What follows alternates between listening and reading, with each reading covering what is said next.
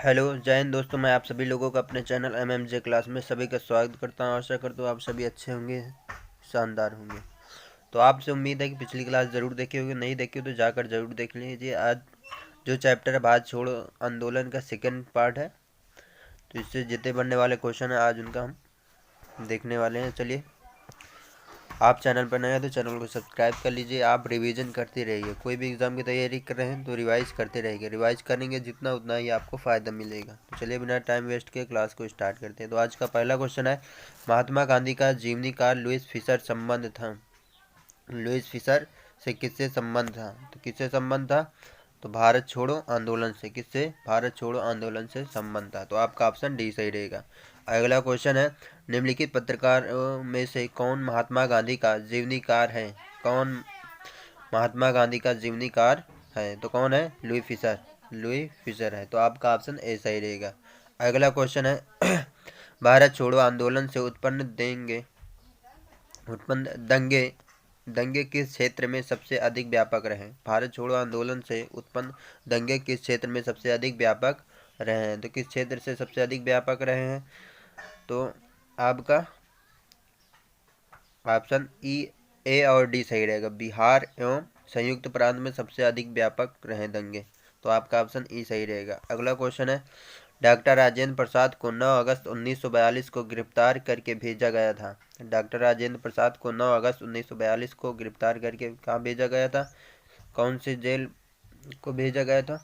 तो बांकीपुर जेल को भेजा गया। तो आपका ऑप्शन डी सही रहेगा। अगला क्वेश्चन है, 7 दिसंबर 1942 को श्री योगेंद्र शुक्ल कहाँ लाए गए थे? 7 दिसंबर 1942 को श्री योगेंद्र शुक्ल कहाँ लाए गए थे? तो पटना लाए गए थे। कहाँ लाए गए थे? पटना लाए गए थे। बिहार के पटना में लाए गए थे। तो आपका ऑप्शन सी सही रहेगा। अगला क्वेश्चन है, श्री जगत नारायण लाल की पत्नी कौन थी? श्री जगत नारायण लाल की पत्नी कौन थी? तो श्रीमती राम प्यारी थी। श्रीमती राम प्यारी थी। नारायण लाल बिहार के प्रमुख स्वतंत्रता सेनानी थे। क्या थे? प्रमुख स्वतंत्रता सेनानी थे। उनकी पत्नी श्रीमती राम प्यारी देवी थी, जो कि स्वयं भी भारत छोड़ो आंदोलन के दौरान जेल गई थी।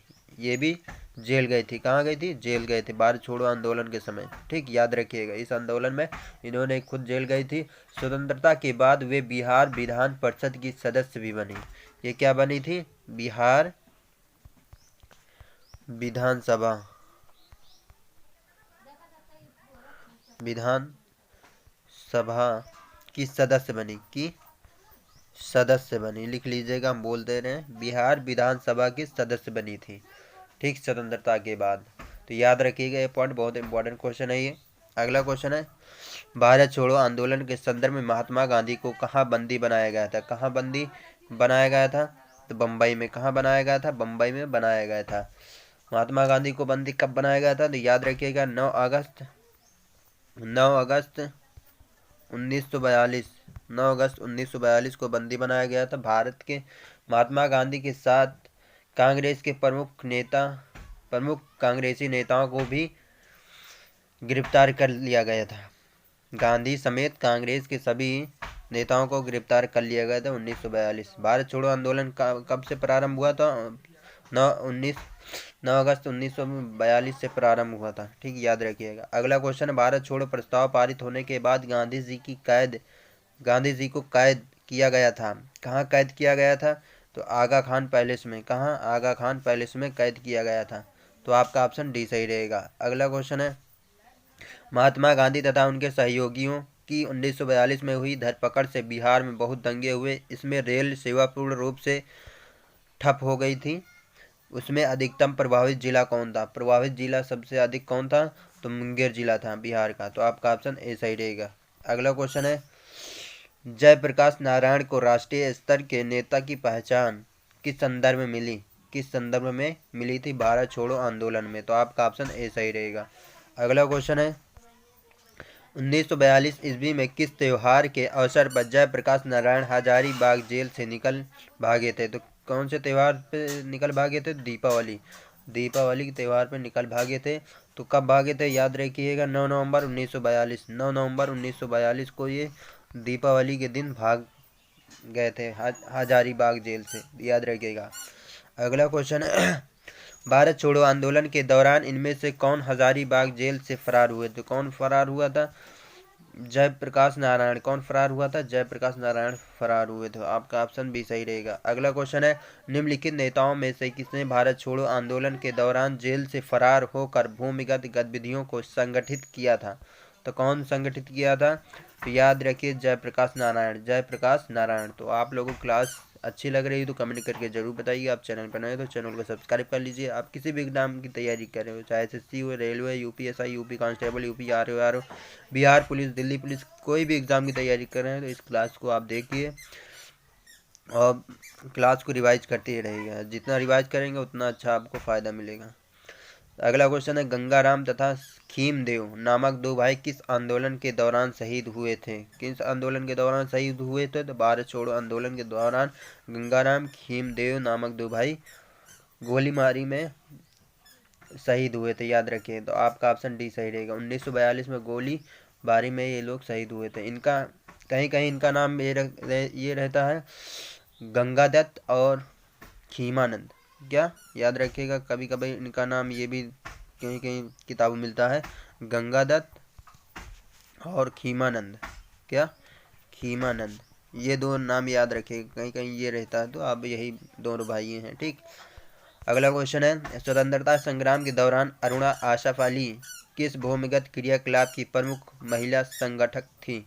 तो याद रखिएगा भारत छोड़ो आंदोलन के समय। भारत छोड़ो आंदोलन के समय। तो आपका ऑप्शन सी सही रहेगा। इन्होंने मुंबई के ग्वालियर टैंक मैदान के कांग्रेसी झंडा फहराने के लिए याद किए जाती हैं। ठीक। किस में? ग्वालियर टैंक, मुंबई में ग्वालियर टैंक मैदान में कांग्रेसी झंडा फहराने के लिए जाना जाता है इन्हें। याद रखिएगा। तो आपका ऑप्शन सी सही रहेगा। अगला क्वेश्चन निम्नलिखित में से किस आंदोलन के साथ अरुणा आसफ अली जुड़ी हैं? अरुणा आसफ अली जुड़ी थी तो भारत छोड़ो आंदोलन के समय, भारत छोड़ो आंदोलन से जुड़ी हुई थी। आपका ऑप्शन डी सही रहेगा। अगला क्वेश्चन है निम्नलिखित में से किस वर्ष बंगाल के मिदनापुर जिले में जातीय सरकार की स्थापना हुई थी? कब स्थापना हुई थी? जातीय। तो याद रखिएगा 1942 में जातीय सरकार की स्थापना हुई थी मिदनापुर जिले के। तो आपका ऑप्शन डी सही रहेगा। अगला क्वेश्चन है भारत छोड़ो आंदोलन के दौरान उत्तर प्रदेश के निम्नलिखित जिलों में से किसमें समांतर सरकार की स्थापना की थी? समांतर सरकार की स्थापना कहाँ की गई थी? बलिया में। कहाँ की गई थी? बलिया में की गई थी। तो आपका ऑप्शन सी सही रहेगा। ठीक। अगला क्वेश्चन है भारत छोड़ो आंदोलन के दौरान कलकत्ता बरुआ नामक एक कन्या ने जनता का एक जुलूस निकाला और पुलिस की परवाह न करते हुए थाने में घुसने के प्रयास में गोली खाई। यह घटना किस स्थान की है? यह घटना किस स्थान की है? तो गोहपुर की। कहाँ की है? गोहपुर की है। गोहपुर थाने में इन्होंने तिरंगा फहराने की वजह से तिरंगा फहराने की वजह से दौरान पुलिस गोलीबारी में शहीद हो गई थी। याद रखिए। ये असम की है। बरुआ का जन्म 1924 असम में हुआ था 1942। ठीक। याद रखिएगा। अगला क्वेश्चन है ऑपरेशन रूबिकॉन वह कोड शब्द था जिसे भारत में ब्रिटिश सरकार द्वारा निम्नलिखित में से किस संदर्भ में प्रयोग में लाया जाना था? ठीक। तो जेल में गांधी का आमरण अनशन, ये था। आपका ऑप्शन ए सही रहेगा। ऑपरेशन रूबिकॉन वह कोड शब्द था जिसे भारत में ब्रिटिश सरकार द्वारा निम्नलिखित में से किस संदर्भ में प्रयोग में लाया जाना था? जेल में गांधी का आमरण अनशन। तो ये रहा ऑपरेशन रूबिकॉन। याद रखिएगा। किससे संबंधित था? जेल में गांधी का आमरण अनशन। ठीक। तो आप लोगों को क्लास कैसी लगी? क्लास अच्छी लगी तो कमेंट करके जरूर बताइएगा। आप चैनल पर नए हैं तो चैनल को सब्सक्राइब कर लीजिए। आप कोई एग्ज़ाम की तैयारी कर रहे हैं तो इस क्लास को आप एक बार ज़रूर देखिए और क्लास को रिवाइज करते ही रहिएगा। आप चैनल पर नए हैं तो चैनल को सब्सक्राइब कर लीजिए।